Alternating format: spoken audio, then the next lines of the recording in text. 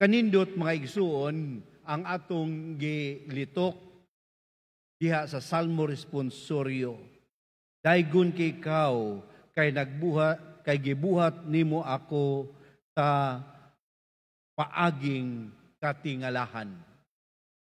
Daygon ko ikaw kay gibuhat mo ako sa paagi nga katingalahan. Sa pag-anak nimo naabay lain og katingalahang paagi. Na may ginaingon nga mga bata nga gianak yun sa mga extraordinary ways. Natay gitawag nga mga blue babies. Natay gitawag nga mga menopausal babies. Natay mga gitawag nga mga bata nga nangataw diha sa premature. Apan diha sa ilang pagdako maayo ug nindot. Naay mga tao nga gianak nga naa sa kapiligro sa kinabuhi. Naay mga katingalahan nga mga pamaagi. Naay mga gitawag nato nga mga pamaagi gayud nga makaingon kita nga dili ordinaryo. Ikaw gihimo ba ka sa ingon? Mga igsuon, tataw kaayo nga diha sa kapistahan nato ni Juan Bautista o diha sa iyang solemnidad sa iyang pagkatao, extraordinary gayud ang iyang pagkatao. Kahaom sa Salmo Responsorio diha sa iyang pagkatao. Katingalahan kay iyang mama o iyang papa tigulang na, apan sila na si Isabel nagmabdos gihapon. Katingalahan kay sa iyang pagkatao ug unya sa iyang pagtuli sama sa atong nadungog sa ebanghelyo, maingon nato nga wow, no? Lahi ang iyang ngalan, o diha sa pagpangalan niya nga siya si Juan, ang iyang amahan nga amang nakasulti. Grabe ang mga timailhan sa pagkakatingalahan. Una nga usahay mangkaingon kita nga diha sa atong kinabuhi, nindot man nga mataw kita sa katingalahang paagi, apan usahay dili kita makarelate sa maong katingalahan nga nahitabo og sa pamaagi nga nataw si San Juan. Mga igsuon, human kang Kristo, si San Juan lamang ang usa nato nga gisaulog ang iyang pagkatao. Kay usually ang tanang mga santos ang atong gisaulog sa ilang kapistahan ug solemnidad ang ilang pagkamatay. Apan kini si San Juan, duha sa iyang beheading ug karon sa iyang pagkatao.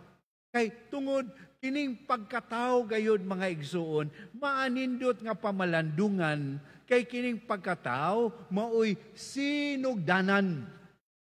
Ug kung musugot kag sa dili, ikaw ako nataw usab nga katingalahan.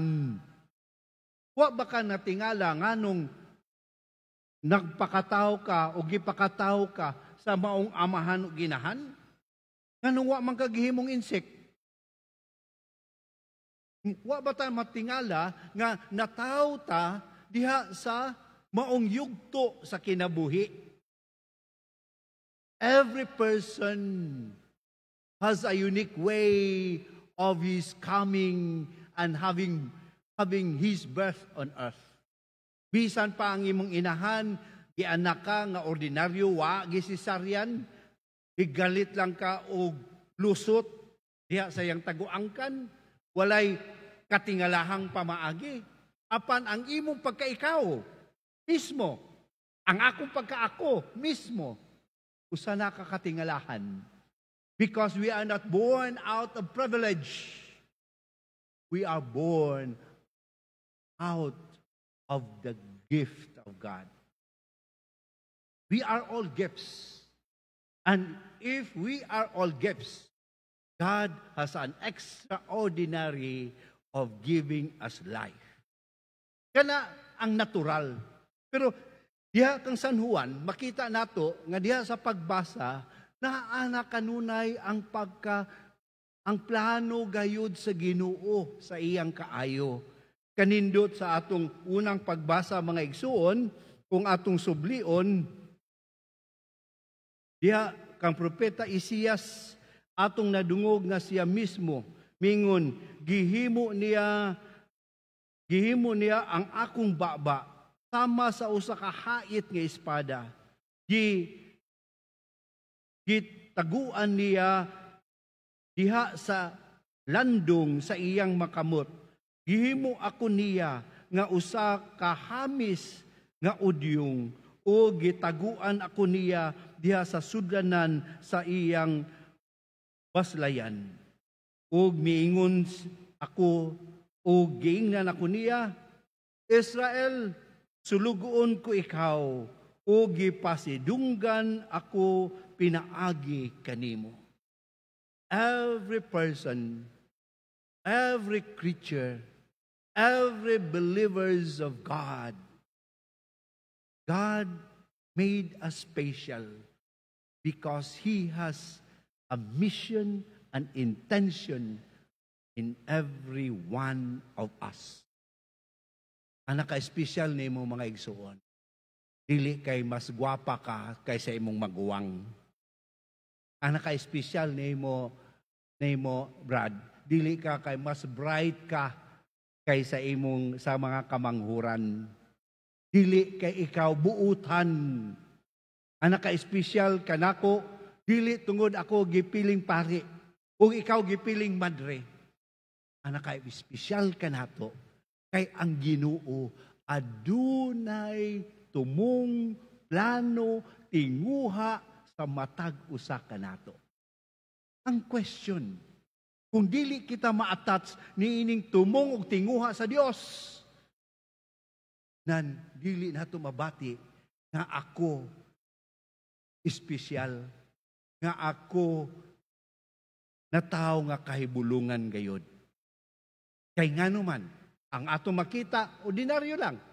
Aw, Father, anak magyong kinabuhi, human ako giskwela, bisag wa ko kahuman, naminyo, mga anak, human ako ang mumahong anak, niya mao na na. What is the mission that makes your life special? Ug diyan ato makita kang San Juan. Nga di ay ang naka-espesyal kang San Juan, dili lang katong mga timaan nga mga milagroso, kundi ang misyon nga gihatag sa Dios kaniya. Nga pinaagi kaniya, siya ang mangandam sa pag-abot sa kahayag nga mao si Kristo. Siya ang mag-andam sa dala ni Kristo. Siya ang gipadala nga precursor, nag-una kang Kristo. Kini maong misyon mga igsuon, nausab diha kanato sa atong kaugalingon. Nga diin diha, isip mga binunyagan diha ni Kristo, we are given the rebirth in our lives to deepen the sense of being special in our life by giving us the mission in our baptism. Nga gipadayag na diha sa unang pagbasa nga ang Dios na ay misyon diha kanimo. Ug sama kang San Juan, kita usab nakadawat na ng misyon nga kita ang tumong og tinguha nga kita untay mutudlo sa presensya ni Kristo nining atong kalibutan, mutudlo sa kalinaw ni Kristo, mutudlo sa gugma ni Kristo, mupadayag sa kahayag ni Kristo ngadto sa uban. And that is the sense of mission we have in our baptism that makes us special in the eyes of God. Pusa mga igsuon, kini di ang solemnidad sa pagkatao ni San Juan. Mag-agak unta kanato ngadto sa pagkahigmata.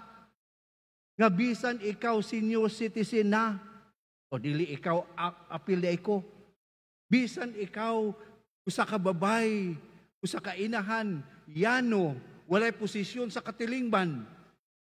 Ang naka-espesyal kanimo ay tungod, gisangunan ka pinagi sa imong bunyag diha sa misyon nga gihatag usab kang San Juan Bautista nga usa ka buluhaton sa kinabuhi. Katingalahan ang imong pagkatao mga igsoon. Dili sama ka katingalahan siguro kang San Juan Bautista, kundili sa kakatingalahan nga makakita nato nga unta pinaagi ka nato sama sa pinaagi kang San Juan Bautista, nakabuka nakabuka sa baba sa iyang amahan si Zacarias nga nidaig ug niila sa Dios. Nga sa imong presensya nining maong kinabuhi, daghan untang mangangha, dili sa imong kadato, dili sa imong kabright, dili sa imong kakuyaw, kundi sa kinabuhi nga atong gipuy-an diha kang Kristo.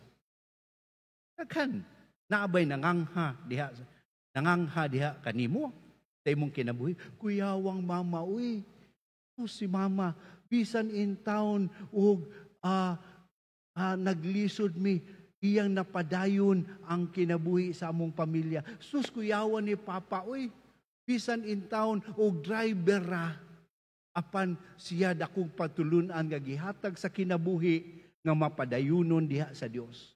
Sus, kuyawang lula, uy, bisag matog, nagrosaryo pa.